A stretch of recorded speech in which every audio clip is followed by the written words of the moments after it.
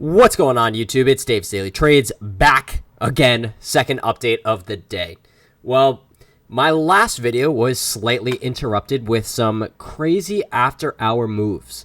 So AMC right now, as of 6:03 p.m. Eastern Standard Time, is up just about 7%, but we actually hit a high in after hours of $26.23.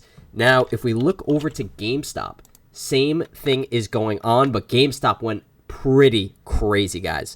We went from just about $131 at close to $176, currently up 23.41%.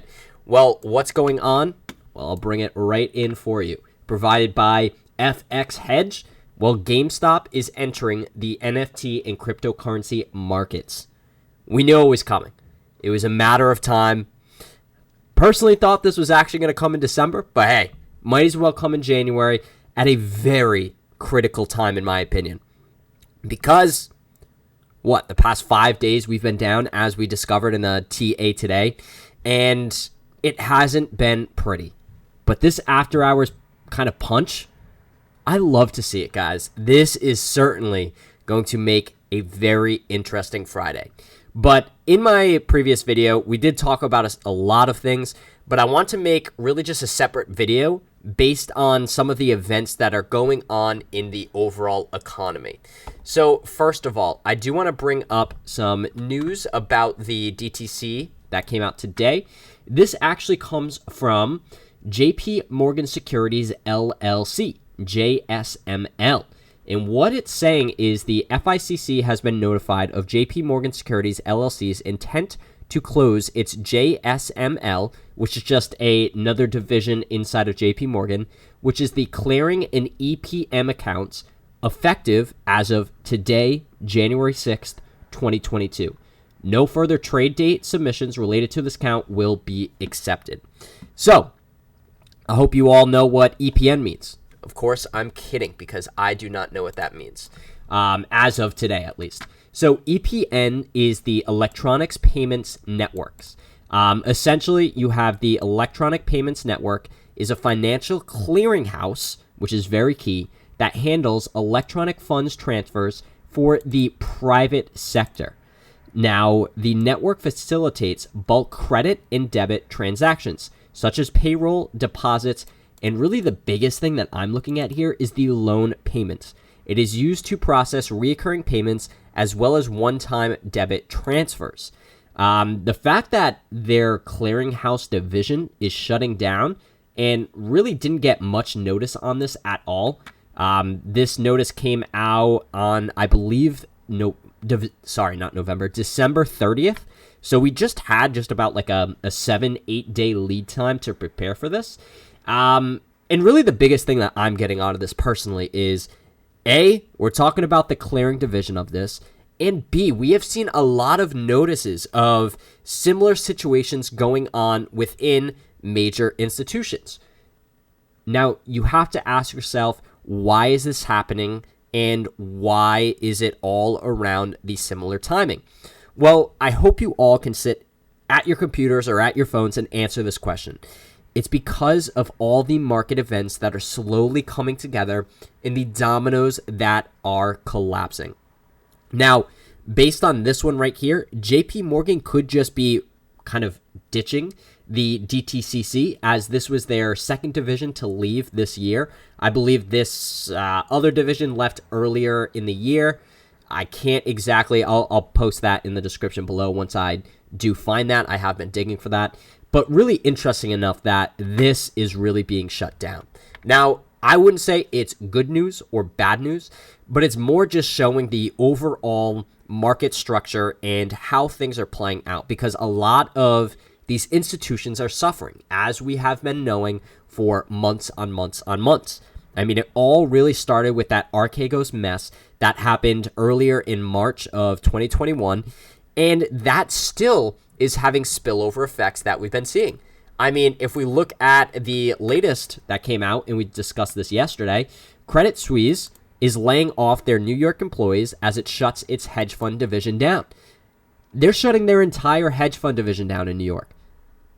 In this, if we read into it, of course, there's a paywall. But of course, I read through this earlier. And guys, it all is because of the Archegos mess, where you had Viacom and CBS down back in March of 2021, 25 to 50% respectively. That is a lot. Why were they down?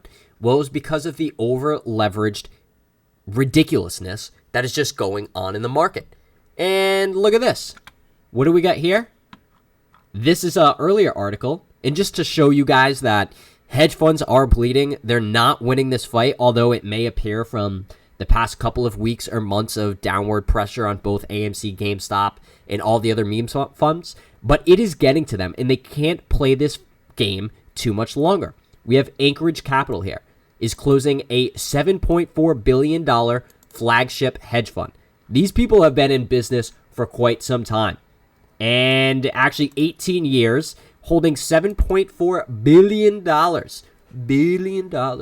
A lot of money, guys. And actually down here, it goes to show that they were not giving the payments back to their clients. That's some really shitty business right there. So we have Anchorage Capital. We had Archegos back in March. We have Credit Suisse kind of terminating their hedge fund division. And now JPMorgan with their EPN division, their clearing division. Really interesting things. Now, we can go on and on and on about all of the various events playing out in the market. I mean, we can talk about inflation. We can talk about tapering. We can talk about rate hikes. And we can certainly discuss the shit show going on in the Chinese real estate market with Evergrande, with various other firms just shutting down and unable to meet their bond payments, their interest payments. You name it, they are not doing it. I mean, we discussed this week that Evergrande had to demolish it was like 15 buildings in this crazy island structure. I mean, it looks sick. If anyone wants to go halves with me on that, let me know. Send me a comment in the description below, or just DM me or something. I don't know. Getting a little ahead of ourselves there, but it's all coming together. And all jokes aside, the dominoes are really starting to go down. But personally speaking, what I'm most fearful of for the economy is the rate hikes. Now, why is that? Well, it's because that the Fed, in my opinion, did a very shitty job about this. I mean, how they handled this entire situation is almost a joke at this point. Saying that inflation is transitory, until they literally created a meme of themselves. I mean, simple as that. They got to a point where they're almost A, not trusted by the entire financial system, but B, most importantly, instead of being proactive on this inflation and all of these things going on in the economy, they are now becoming reactive. When you are reactive in this type of environment, that's where things become dangerous. Now, specifically with the rate hikes were expected to come in either 2023 or 2024. For the past just about 6 months, that date has been pushed forward and forward and forward. It's because this ideology of inflation growing into potentially hyperinflation or even stagflation, well, that runs an immense risk throughout our entire economy, and you can even say the entire global economy here. Now, what I want to do is look back at past, go over and Eddie Donmez over here on LinkedIn, I'll link it in the description below, had a great post on this. He literally went through, gave us a great graphic of all the previous rate hikes or interest rate hikes and the tightening cycles in the past and how they have ended in either a crisis or a stock market crash. Now, let's blow this up and look at it. Of course, guys, we have literally starting back from 1929, the first really stock market crash ever in history, I guess you could say, and going through all of the major kind of cycles that we've seen throughout history. The last being over here in 2007. So what's really interesting is not every time we have had a rate hike have we had a entire market collapse.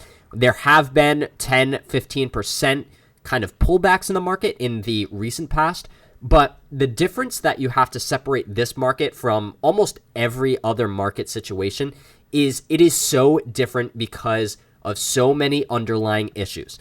Thus, that we have discussed in all of our videos with, Evergrande, with the over leverage in the market, with all of these meme stocks, this list goes on and on and on. So that's why I'm really not thinking that we're just going to have that small 5, 10, 15% pullback. I think this is going to lead to a much bigger issue. Now, of course, we will not know until this actually kind of gets put in place, and we'll have to see how the market reacts to this. But as we have seen for the past couple of days since the Federal Reserve released the minutes, the market really didn't take that news too lightly. We had a pullback on Wednesday, and then today was a little rocky. Today, of course, is Thursday, January 6th. So, of course, guys, I really just wanted to share this with you because in regards to AMC and GameStop, what I'm personally waiting for is some type of catastrophe that puts stress on those margin accounts, because margin calls can go out and you can meet those margin requirements, right? That's totally fine. And that's why you see all these tweets and articles and kind of everything out there where it's, oh, hey, margin calls coming out. Doesn't necessarily mean it's game over, it's end game. No, they can just meet their margin requirements, up their ante, and they'll be fine. But what some type of pullback in the stock market caused by, rate hikes, by Evergrandes, by whatever it may be, it causes them to have less capital to really throw at those margin requirements because their assets that are on the long side are decreasing. So it puts immense pressure and stress on them. And specifically, it really targets those smaller funds, the funds that are short, AMC, GameStop, BlackBerry, all the other meme stocks. That causes them to, hey, you know what? Maybe one firm gets forced liquidated and all of their positions are closed. Well, guess what? That's going to be a domino effect across the board from the small hedge funds up to the larger hedge funds, now to the big final boss. And that, to me, is Moas game right there. So, of course, guys, I do believe rate hikes are expected to come sometime in March. Hopefully, we'll get a more specific update from the Fed in upcoming meetings. But, of course, guys, let's take this day by day. Let's not get too ahead of ourselves. But something is certainly coming. So that's all I have today. Hope you all have a wonderful night. And holy shit, tomorrow's going to be freaking interesting. As of 6:15 right now, we have GameStop up 24.17%. And we'll hop over to AMC right now. AMC up just about 7%, kind of flattening out over here into the final kind of minutes of after hours. All right, guys, peace out. See you all tomorrow.